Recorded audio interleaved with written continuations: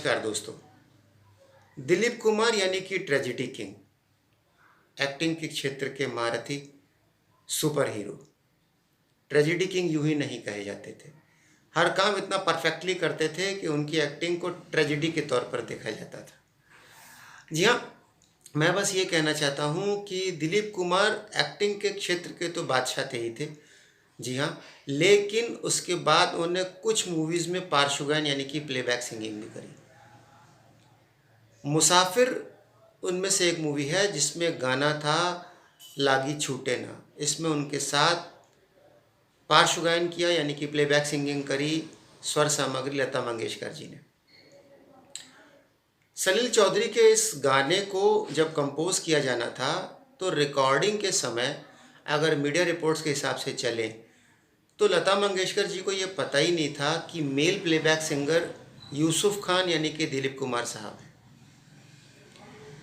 जब ये घोषणा की गई तो दिलीप कुमार साहब को पहले बता दिया गया ताकि वो कुछ प्रैक्टिस कर सकें। आखिर उनके बगल में जो गायिका गा रही थी वो महान सुपरहिट गायिका थी। दिलीप कुमार साहब ने अपनी प्रैक्टिस शुरू कर दी, लेकिन लता मंगेशकर जी को जब पता चला तो वो ये सोचने लगी कि क्या दिलीप कुमार गा भी सकेंगे। उनके इस रुझान के बारे में दिलीप कुमार साहब को पता चल गया। खैर, किसी तरह से गाने की रिकॉर्डिंग शुरू की जानी थी तो सलील चौधरी जी को ये लगा कि दिलीप कुमार साहब कुछ घबराए हुए हैं। उन्हें आव देखा न था और दिलीप कुमार साहब को ब्रांडी का एक पैक पिला दिया। पैक का नशा, दिलीप कुमार साहब की परफेक्टनेस, दोनों ने मिलकर गाना तो रिकॉर्ड ज़रूर करा दिया, लेकिन लता मंगेशकर जी को दिलीप कुमार साहब का लो कॉन्फिडेंस लेवल उस गाने के रिकॉर्डिंग के साथ साफ साफ दिख रहा था। गाना पूरा रिकॉर्ड हो गया, लेकिन जब दिलीप कुमार साहब ने इस तरह का एटीट्यूड लता मंगेशकर साहब का देखा तो उनका थोड़ा संबंध में खटास आ गई और दोनों के संबंध जो है वो ठीक नहीं रहे। 1 साल 2 साल की बात नहीं है, 1957 से लेकर 1970 यानी कि 13 साल तक दिलीप कुमार और लता मंगेशकर जी के बीच में अनबन रही।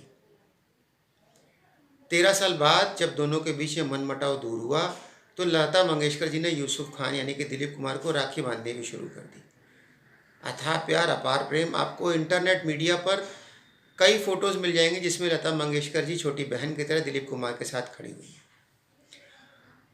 लेकिन इसके बीच का जो ये किस्सा है जिसमें कि दिलीप कुमार साहब इतना नाराज़ रहे, उसकी वजह सिर्फ यही थी कि परफेक्शनिस्ट थे, और परफेक्शनिस्ट को अगर आप कभी भी लो ऑर्डर में कैडर में कास्ट करोगे या सोचोगे तो साहब दिल तो दुखेगा। और इस दिल दुखने के दौरान ही दिलीप कुमार साहब ने उनसे बात करना बंद कर दी थी, क्योंकि सुपर हीरो थे, किसी भी एक्टिंग को अच्छे से कर लेते थे, किसी भी रोल को अच्छे से कर लेते थे। उनका मानना था वो गाना भी अच्छे से गा लेंगे और उन्होंने गाया भी। लेकिन अगर मैं कहूँ कि लता मंगेशकर जी क्या एक्टिंग इतनी अच्छी कर लेंगी तो शायद उनको ब्रांडी का एक पैक पीना पड़ जाता। तो ये तो रही मजाक की बात, लेकिन ये किस्सा आपको कैसा लगा अपने कमेंट्स के माध्यम से मुझे बताइए। चैनल सब्सक्राइब कीजिए। Thank you very much.